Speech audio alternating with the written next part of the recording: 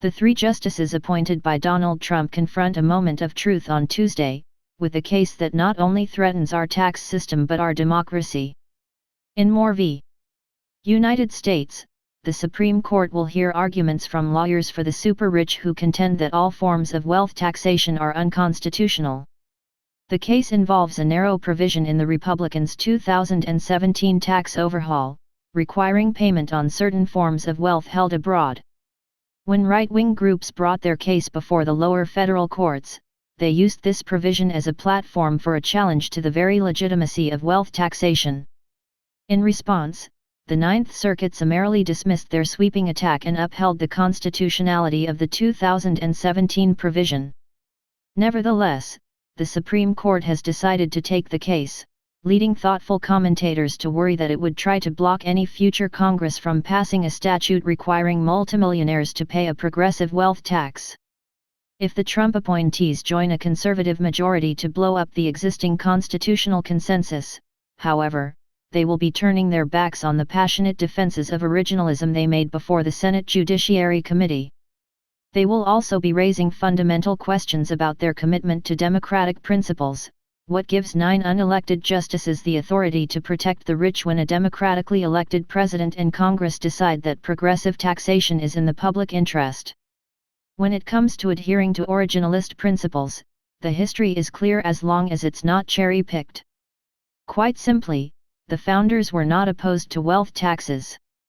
Indeed, the Supreme Court unanimously approved the first wealth tax in 1793. Its successors consistently followed this precedent over the next century and upheld every tax statute that required the rich to pay more than the poor. Given these historical foundations, the Trump-appointed justices will destroy the credibility of their professed commitment to originalism if they vote to prohibit a wealth tax. The opponents of wealth taxation in Moore try to counter this reality by relying on a single Supreme Court decision, Pollock v. Farmers Loan and Trust Co., decided in 1895. By a vote of 5-4, the Pollock majority overruled all previous Supreme Court precedents and struck down a statute that required the rich to pay income taxes but exempted Americans earning lower salaries. Pollock's break with a century of precedent provoked widespread shock and outrage. Within 3 years, Congress enacted another progressive tax, this one on inheritances. In doing so, it directly challenged the 5 conservative judges to reconsider their precedent-shattering position.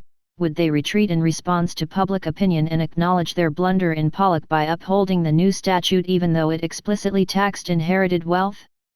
In 1900, the Supreme Court provided a complicated answer to this question in Knowlton v. Moore.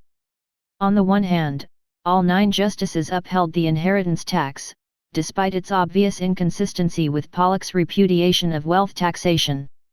On the other hand, Knowlton refused to admit that Pollock was wrongly decided and continued to treat the case as a valid precedent. The public was not impressed.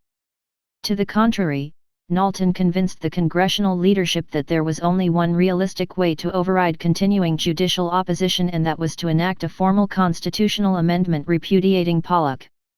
Since Knowlton had unanimously upheld a wealth tax on inheritances, however, the drafters of the amendment believed that it was only necessary to state that the national government had the power to lay and collect taxes on incomes, from whatever source derived. They then devoted their time and energy to gaining the bipartisan support required to get 2/3 of the House and Senate to approve the income tax amendment. Once they achieved this feat in 1909, they faced an even more formidable obstacle course, since congressional proposals require ratification by a supermajority of 3/4 of the states before they are added to the Constitution and become the supreme law of the United States.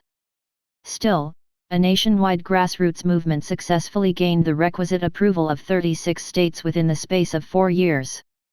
The 16th Amendment made it clear that the Supreme Court should never again look upon Pollock as a valid precedent for vetoing statutes passed by Congress that required the rich to pay more taxes than the middle and working classes.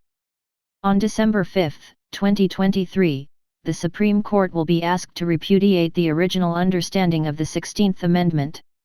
If the 3 Trump-appointed justices do so, they will be ignoring a century of history and blinding themselves to the original understanding of the millions of 20th century Americans who propelled the income tax amendment into the Constitution. It is one thing to make Pollock's mistake once. It is very different to repeat it a second time. What is more, Moore's assertion of judicial power may well provoke a shattering constitutional confrontation with President Joe Biden or another future president if they choose to support a wealth tax. It's an increasingly popular proposal in the Democratic Party, led by Sen. Elizabeth Warren. Under her initiative, 99.9% of Americans would pay no wealth tax.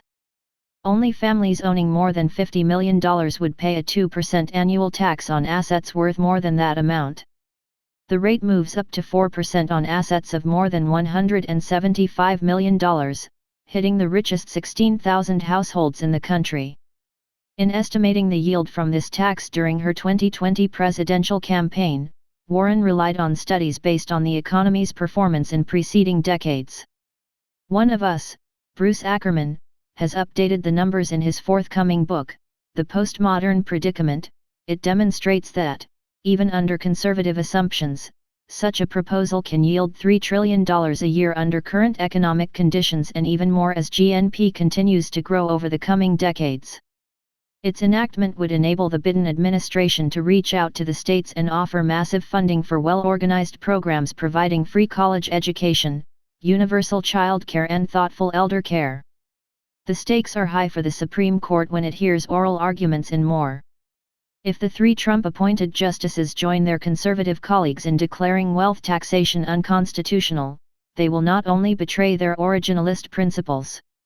They will also betray fundamental principles of American democracy, which leave it up to the voters, not the courts, to decide whether it is in the public interest for the super-rich to contribute generously to their fellow citizens' struggle for a meaningful life in the 21st century.